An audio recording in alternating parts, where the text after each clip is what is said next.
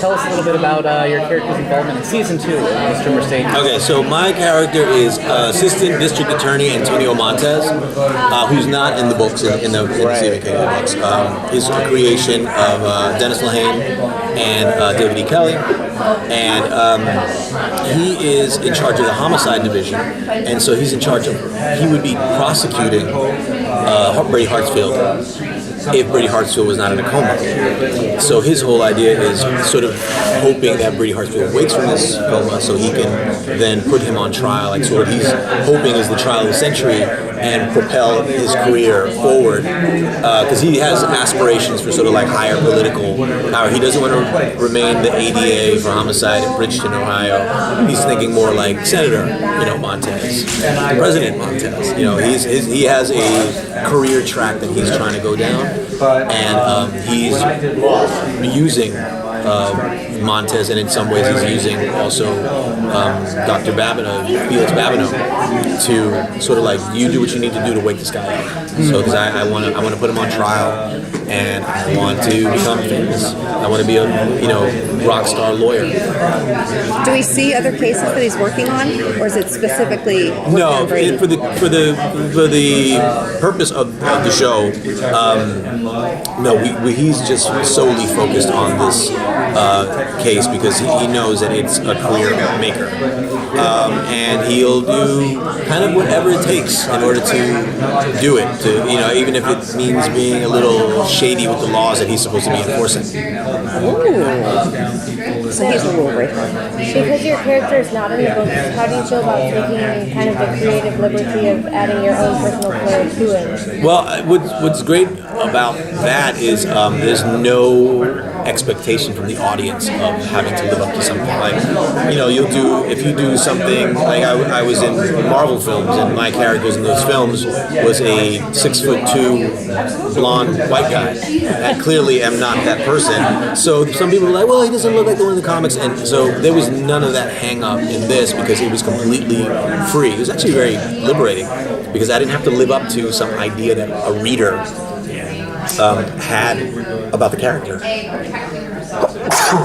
Thank you. Yeah. So it sounds like things are going to be quite different from the book, because I know the second book is kind of a weird one. It's kind of a side story in a way for most of the book. Yeah.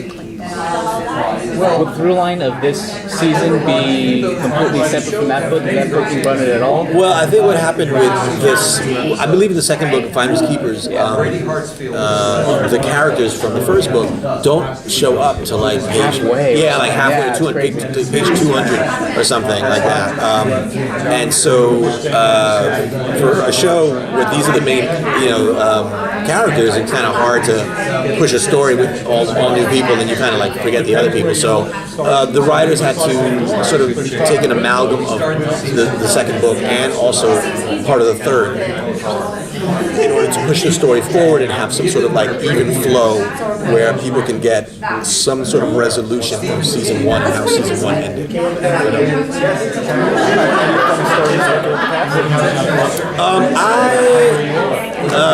Well, yes, the work with the cast is fantastic. Everyone got along really well. Everyone's really sweet, and we all love the show and we love the crew. I have a habit of scaring crew members. In particular, one of our camera assistants, Tracy. So whenever she would slate, I would scare her to death, and she would jump. But the thing is, we did 10 episodes, and in all 10 episodes, I scared her every single time, every day that I worked. And at the end, so when we did a big scene in our last episode, and it was the last day of work, and she knew it was coming. And I'm like, and then I was joking around with her, I'm gonna get you something. She's like, she got prepared. Like at this point, I'm prepared. And then it was a very big scare, and everyone started screaming and applauding. And then she was like beet red because I told her, I said, I was gonna get you. It's the last day of work. Why would you not think that I was gonna scare you? It was good, and it's all caught on camera. So I'm sure it'll be a blooper reel of that.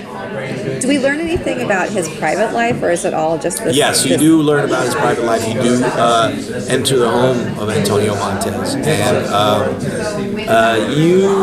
something very interesting occurs when you enter his life. Something that is shocking, and something that the audience, I don't think, will be prepared for.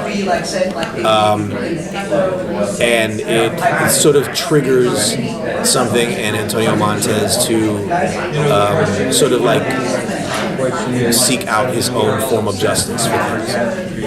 Yeah. So there's a lot of sort of bending of the law, something that he's held so close to himself of always like sticking to the law, and especially in being a prosecutor. And he's had to have moments where he's like, screw it, I want my own form of justice for this thing that happened. What is your character's relationship with Bill Hodges? Contentious. I would say I'll give you this tidbit. It doesn't reveal anything, but it's very contentious at the beginning. They kind of do a dance around each other in relation to Brady Hartsfield. But over time, they find that they are a lot better suited to be partners, as opposed to like being sort of on the opposite sides of what they believe justice should be. Yeah. So it starts off contentious, and then it sort of like melds into like, okay, well, I don't really like you all that much, but why don't we like just kind of like learn to be around each other and not, and kind of be on the same side. You sound well versed in the book trilogy. Were you aware of it before you became involved? No, I was not. No, I did not become. I didn't know. I wasn't aware of it, and I watched what I hadn't even seen the first season of the show. And then when they told me that they wanted me to be a part of the show, I watched it, and it was really well. First of all, I should have known. It's a Stephen King take on the detective novel, so I should have known it was going to be dark and twisted, and I didn't realize just how twisted it was going to be, in particular with Kelly Lynch as Ma Hartsfield and Brady and their relationship. That was like pretty crazy and very sort of like hard to watch at times. But it's typical Stephen King fashion. It was like it's supposed to shock. It's supposed to sort of like stimulate maybe a deep part of yourself that you don't want to be around. But it was fascinating. It was very fascinating. Is season 2 is twisted or more so? Yeah, I'd say season 2 is twisted. Tonally, it's a little different, and it's more. I would say it's more psychological. It definitely goes more to the psychological in a way that other like Stephen King books have gone. What was your biggest challenge with this role?